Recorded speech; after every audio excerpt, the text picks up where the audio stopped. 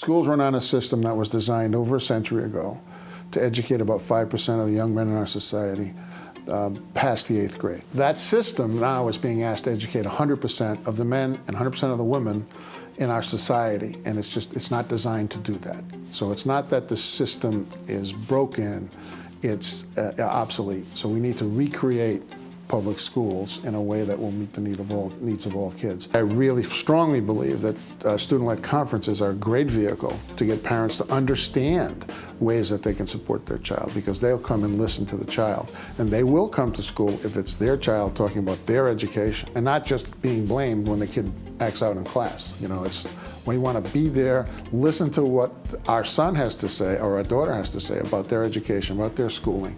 And then the parents learn from that a lot about their child they didn't know. Doing a student-led conference pointed out to me how negative parent conferences are in general. You don't tend to call a parent up and say, you know, can you come in, I want to have a meeting with you, your kid is awesome.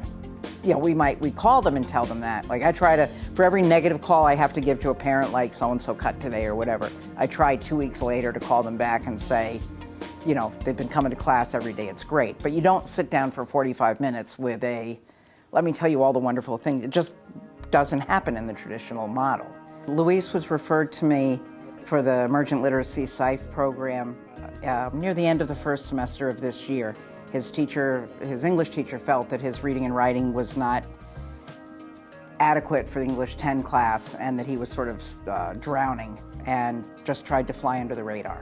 You know, he would be, you know, sort of into himself, and it was obvious he was struggling. Through Project Excel, we had learned about this student-led conference idea, and I felt like it was something I had to do, and I'll do it. Somebody asked me to do something at work, I do it.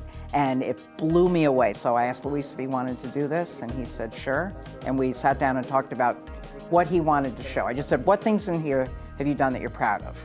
So we started listing them. And I said, in a conference with your mom, we also have to talk about your goals. That's something you have to include, and community service, since that's a graduation requirement. So I said, except for that, you pick what you want to do. And he did.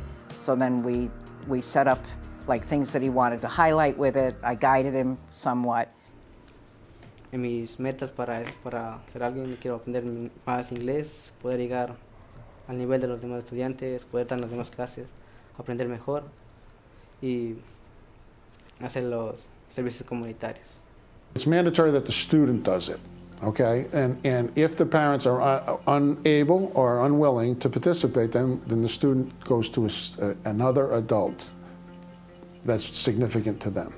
So then it can be a coach, gym teacher, a pastor in the church, can be anybody. So the students can't get out of it. Because he was presenting this to his mother, I think he really thought about it in a much more adult and serious way, really focusing on not just English in general, but reading and writing, and the community service. What was great for me was finding out that, not that my word doesn't matter, because I think that I'm a role model for them and all that, but that what I think a student will do, or a student needs, or a student wants, isn't what they necessarily want. Like for all students, it's a way for them to take ownership of their learning, and it's a way to them to explain it publicly. It's about developing communication skills. And for the English learner, developing communication skills can be much more challenging. As they're learning the language, they tend to be reticent about coming out publicly and speaking, all right? And this is one time where they're going to have to. Now, the audience is friendly. It's a friendly teacher. It's a friendly parents, but it's beginning to set the tone for them to own their learning, okay, in a way that doesn't exist traditionally. They are going to own it. They're going to present it. They're going to set goals for what they want to learn. They're going to reflect on work that they've done. And all of that just will help them to become better communicators, and English learners need a strong focus on becoming better communicators. We met a few times in class, you know, Luis and I separately, just talking about what he wanted to do and the process, what order it would be. So he wrote down what he wanted to cover as far as, you know, showing different things. And I said, the first thing you have to do is tell your mother what we're doing, because she's going to think, you know, she's going to stare at me and ask me questions. And I said, you have to explain what the conference is and that you're in charge. And I think one thing about doing it here is he did the seating, because these two tables are normally together. So he said, no, I want to move that table there. And then he said, and I said to him, where do you want me to sit? Where do you want your mother to sit? And he wanted us to be next to each other, and I put my water there. He said, no, he wanted her there. So he really, I think he felt really in charge. The students begin to understand that they own their education. It's not a teacher's education, it's not their parents', it's their education. And they begin to realize that they have charge of things in their education, and they start to put them in place. We want them to leave high school as being in charge of their learning. And this is a step on the road to really helping them being in charge of their learning. It's so empowering for him, and it was the first one that we had also, it blew me away. So I said, I want to keep doing these. The first student was talking about it to everybody. My mom cried, it was awesome, and my colleagues who I told about it were saying to him the next day, I heard you did great, you hit it out of the ballpark. And he stood proud, I mean, literally stood proud. And then Luis said, I said, who else would like to do one? Luis said he would. And he was a little nervous, but he took more charge, I think, because he had seen what the first student had done, and they had talked about it, with each other. And the other guy said, it's so easy, it's so easy. Te doy unas felicitaciones para que sigas adelante. Y gracias, su profesora, por ayudar a mi hijo. Muchas gracias, Dios le va a agradecer.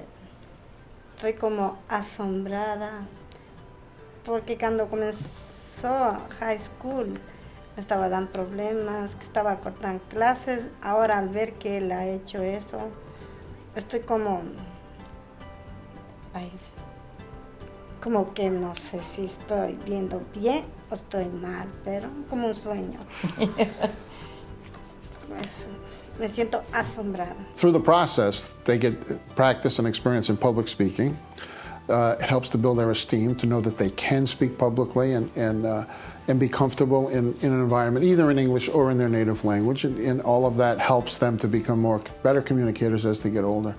And it really does help to build their self-esteem. And it helps to build the esteem of the parents, too, when they're there. The domino effect of this is we end up with a better educated workforce. We end up with students with a society that has higher self-esteem. We have a society that the benefits to the society in the long run greatly outweigh the cost of doing this, because the cost is virtually nothing. I'm always surprised at what I learn as a teacher. That I feel like I'm learning as much or more than they are, but just seeing sort of this blossoming young adult emerging from this student and the excitement he had, really proud of him. I'm really proud of him. Thank you. Thank you. Very nice.